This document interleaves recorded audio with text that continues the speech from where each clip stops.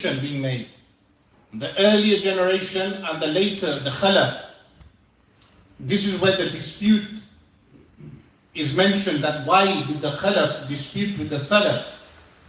So, Al-Imam Nawawi rahimahullah states, اعلم أن لأهل العلم في أحاديث الصفات وآيات الصفات قولين. Know that the people of knowledge with regard to the ahadith of the attributes and the verses of the attributes have two statements. أحدهما, one of them, وهو مذهب معظم السلف أو كلهم, that it is the school of the majority of the Salaf, or most of them or all of them. أنه لا يتكلم في معناها بل يقولون يجب علينا أن نؤمن بها. That أنه لا يتكلم في معناها, that you do not speak with regard to the meaning. You do not speak with regard to the meaning. They say it's essential, بل يقولون يجب علينا upon us أن نؤمن بها, that firstly we must believe in it, meaning we do not reject it like the Jahmiyyah. ونعتقد لها معنى, but we believe it does have a meaning. لها معنى يليق, that is appropriate, بجلال الله تعالى, with the magnificence of Allah the Most High, وعظمته, and His Majesty, مع اعتقادنا الجازم, with firm belief, أن الله تعالى ليس كمثله شيء, that there is nothing that resembles Allah, وأنه منزه عن so note this, that He is transcendent of what? عن التجسم, having what? A body. والانتقال, transference. والتحيز في جهة, being contained in a direction. وعن سائر صفات المخلوق, and all of the descriptions of creation.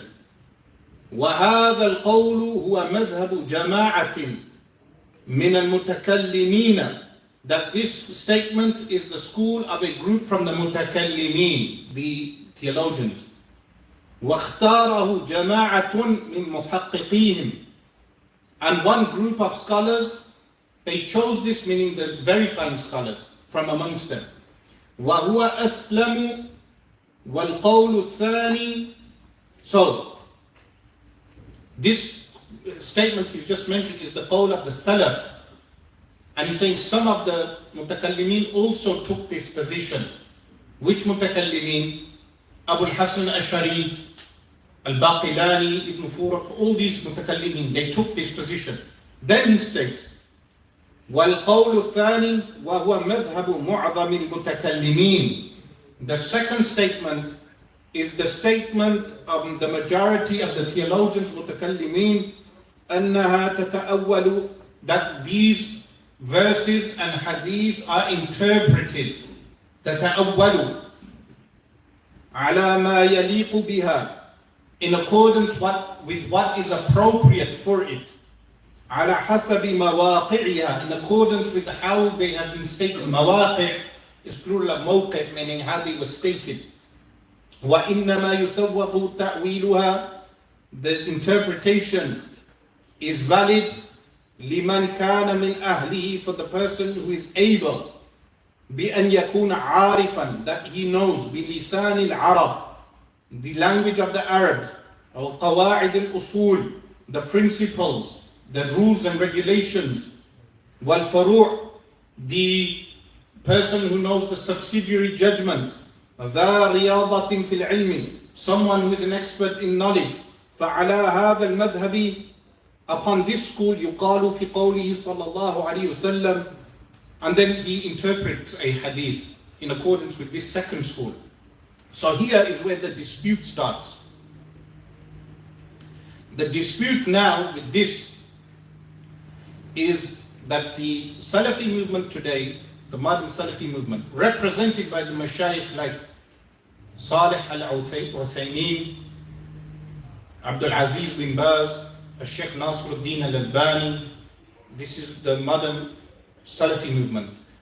the representatives of this school, they state that the Asha'ira negate the attributes of Allah subhanahu wa ta'ala by taking the second position.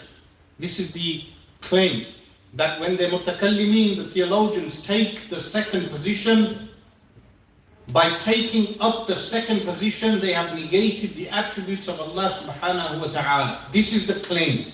But I believe the clarity given on what the actual madhab of the Salaf is sufficient from Ibn Kathir and Al-Imam al-Nawawi rahimahullah. If you check throughout the Sahih of Al-Imam Muslim, you'll find multiple citations from Al-Imam al-Nawawi with regard to what the actual school of As-Salaf al-Salihun was. The claim that the Asha'ira negate the attributes is based upon a few foundational fallacies. One of that fallacies is that the Asha'ira only establish 7 attributes for Allah subhanahu wa ta'ala. Is this true? The answer is no. The Sifaat al-Ma'ani, which are referred to as qualitative attributes, are mentioned in all the Ash'ari texts as 7 attributes, and then you have Sifaat al-Ma'nawiyya, the predicative attributes, or the attributes in action. You also have Sifaat al-Salbiyya, the negating attributes, which are attributes, like if we say Lam Yalid wa Lam Yulad, it's a negation, but it's an attribute that Allah does not give birth, does not sire children, does not have progeny. It's still an attribute. In total, in the text, you find that they mention 20 attributes. The claim is that the Asha'ira only established 7 attributes, and after this they negate all the Sifaat al-Khabariyya. Is this true? The answer is no. The Ash'ari position is that they say divine attributes of Allah subhanahu wa ta'ala are endless. Why? Because al-kamalat al-mutlaqa, or al-kamal al-mutlaq, which is unrestricted perfection, is for Allah. And someone who has unrestricted perfections has unrestricted divine attributes that are unrestricted. But when they mention 20 in the later texts, this is to say these attributes are what every Muslim should know. But they do not negate the other attributes, as Sifaat al-Khabariyya. So when the hadith states, or when the verse of the Quran states, Ar-Rahmanu ala al-Arsh istawa, they affirm the istawa for Allah. The Fawqiyya of Allah, they affirm it, which is known as Fawqiyya Mutlaqa, unrestrictedly. Likewise, whatever has been related regarding Allah subhanahu wa ta'ala, that Allah subhanahu wa ta'ala yanzilu, descends in the last third of the night, they affirm this. But then, like Al-Imam al-Nawawi rahimahullah mentioned, that there were 2 schools. What the first school was affirming the wording, imraruha ala zahiriya, meaning affirming the wording on the outward wording, and not adopting a resemblance between Allah and His creation. This is the way of the Salaf. Not specifying a meaning. The later mutakallimin, they would specify a meaning at later times.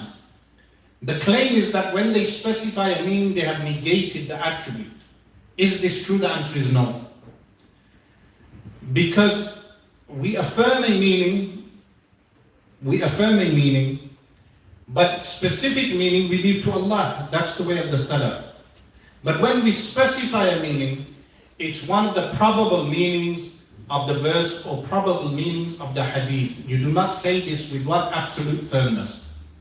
And this is why Ibn Qudama al-Maqdisi, rahimahullah ta'ala, he refuted those who interpret as-Sifaat al-Khabariyya with firmness, saying this is the absolute meaning. This is what some of the Hanabila were refuting. Those who interpret with absolute firmness, because you can never say absolutely what the meaning is. Even though there is a meaning, we understand a general meaning from this, but we negate what المعنى الظاهر المتبادر إلى أذهان المشبهين, which is what the outward meaning which enters the mind of those who give a resemblance of Allah subhanahu wa ta'ala with His creation. So when you read these Sifaat al-Khabariyah, or you read all these ahadith, we negate any resemblance of Allah subhanahu wa ta'ala with His creation. The question then is, why are they insistent that the Ash'ari Jahmiyyah?